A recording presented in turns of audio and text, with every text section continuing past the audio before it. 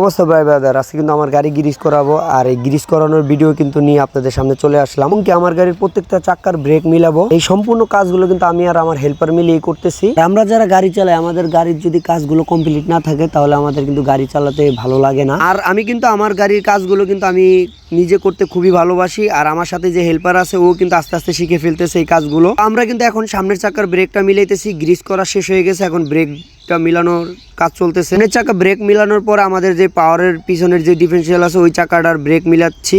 ও আমার হেল্পারকে নিচে পাঠিয়ে দিছি, ওকে বলছি যে তুই ব্রেক টাইট দে, আমি চাকা ঘুরাইতেছি। পাওয়ারের ডিফারেন্সিয়ালের এক পাশে চাকা ব্রেক মিলানো হয়ে গেছে, অপর পাশে চাকাটা ব্রেক মিলাবো, সেজন্য অপর পাশে যায় চাকা ঘুরাচ্ছি।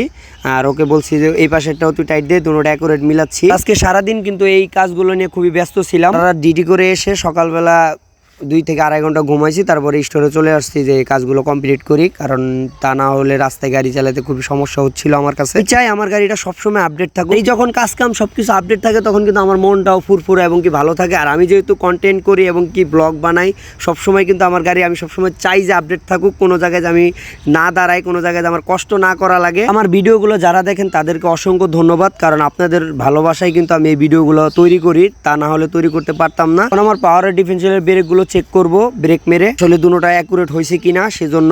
আর আমার গাড়ি কিন্তু 5 এক্সেল, আপনারা যারা আমার ভিডিও দেখেন তারা সবাই জানেন। দেখতে গাড়ির সম্পূর্ণ কাজ কমপ্লিট হয়ে আছে, লাস্ট আর একটা চাকা আছে, এই চাকাটা কাজ শেষ হইলে আজকের জন্য কাজ শেষ। এই ভিডিওটা দেখছেন, সবাইকে অসংখ্য ধন্যবাদ ভিডিওটা দেখার জন্য।